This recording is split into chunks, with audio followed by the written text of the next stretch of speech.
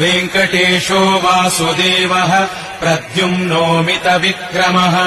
सङ्कर्षणो निरुद्धश्च शेषाधिपतिरेव च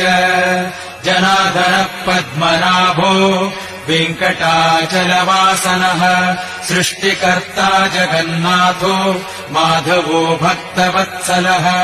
गोविन्दो गोपतिः कृष्णः केशवो गरुडध्वजः